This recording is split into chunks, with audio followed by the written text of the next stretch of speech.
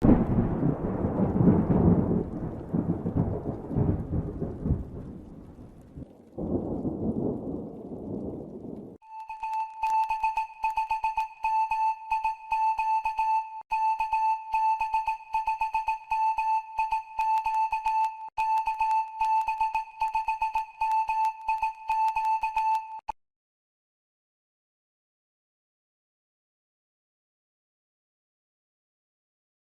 afternoon, everybody. It's KB5 MIQ Big Boy. Got a few things we're going to talk about today. Power supply info, shack tips. And here's old ham radio kit. Let me get this ready. Alright. Got a few things. I've talked a lot about power supplies in the past. And one of my listeners, Chris Howell, sent me some link to some cool videos. YouTuber, Mr. BBI, I think it stands for Box Builders Idaho. Hey, I'm Radio Cat. Everybody will ask about you. Alrighty, she's up here on my lap now. There's a thing now with the advent of computers that we've gotten all over the world now. People are building some really high amperage switching power supplies out of server power supplies. And Chris sent that to me, and he's done some experimenting with building some of those. And it's cool to me that stuff's available now, because when I got into this hobby, you pretty much had to either use battery or buy a power supply, or you could build your own translinear. I guess linear is what they call them now. We call them transformer type back in the day. Power supply. Now, with the switching power supplies being so prevalent, and the amount of computer stuff that's out there, this is a pretty cool video. I don't know that I personally would ever build one, but a lot of you guys that like to build stuff, my building days are kind of behind me with being old eyes. But I'm going to put the link in here to at least one of those videos, and he sent me a link to 3. I'm going to put the link in here that's where they're actually building one, and the guy tells you on eBay how to find the power supplies, and they're dirt cheap. I mean, these anywhere look like $17 to $22 on eBay, and talks to what things you have to do to use them for amateur radio. So it's a pretty good deal. Chris, thank you. I've always used Astrons. That was the standard power supply when I got into this hobby. So, but you've seen other videos of mine talking about power supplies. So, anyway, this is some good information. Last month's winter, Glenn Bianchi has also got a little old business that it's not ham radio related, but it's pretty cool. I'm going to put the link to his business on there. He's a silversmith and kind of a blacksmith stuff, and it's got some really cool Western artwork. So I don't mind helping anybody's business out. So I'm going to stick that link in there also. Talking about Anderson power poles.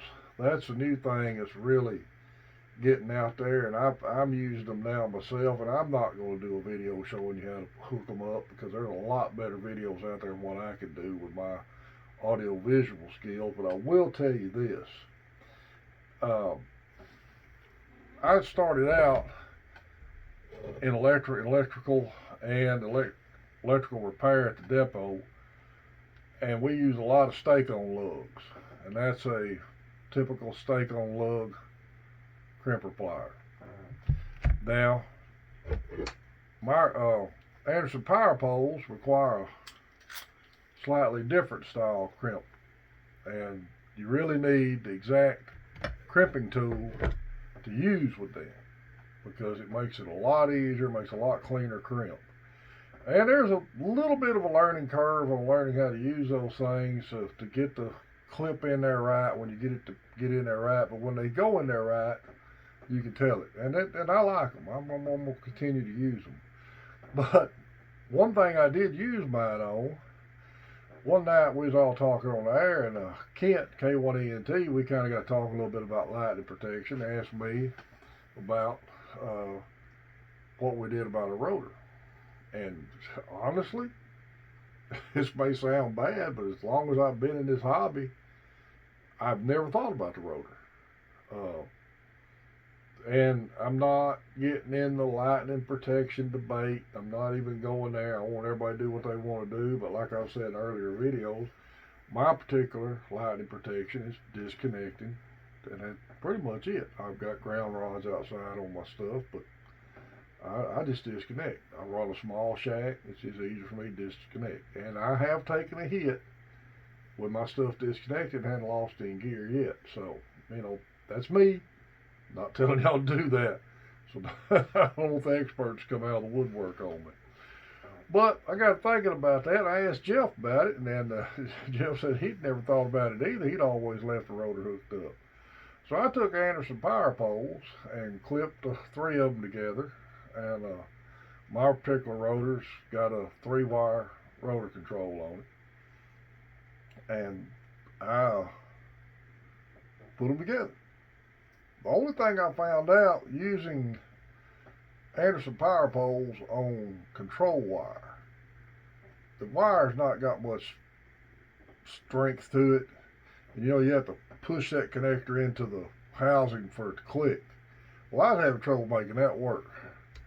I took a little instrument screwdriver, and when I started the connector into the housing, I take that, went ahead and seated in like that, made it a lot better. Just a little tip on using them if you use a really small wire.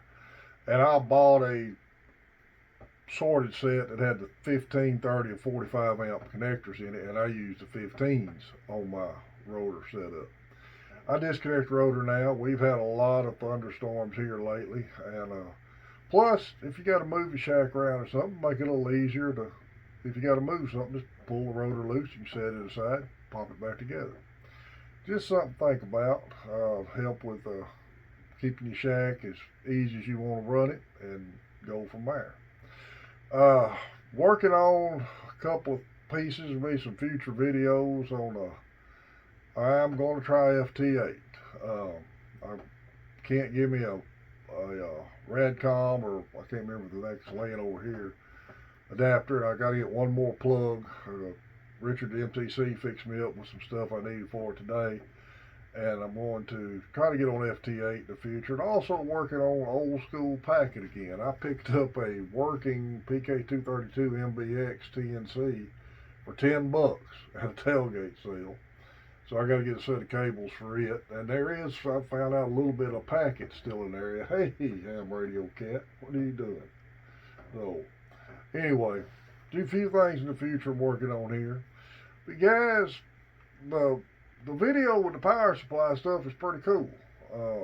I never thought about that, and it's a good avenue. If you could go buy you a $22 rig and make a couple of mods to it, and I know the components are not going to be expensive, you'd have a high amperage power supply dirt cheap, because this 50 amp Astron I use, I've had it for at least 12 years, and I think I give $159 for it 12 years ago, and I know it's well over $200 now.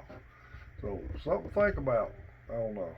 That way you can save money, get something else. Well, that's about all I can think of for today. We got Shreveport Hamfest coming up, and in August, and MENA coming up. I haven't got a slide for MENA yet, but I plan to attend both of them. Y'all keep your eye on MTC's website. He has got a ton of used gear coming in daily. He's got so much up there. He's got stuff everywhere. So he got some good stuff coming up on his website. All right, we hit 913 subscribers. I appreciate it. We hit 1,000. We'll do another giveaway. This is KB5 MIQ Big Boy 73.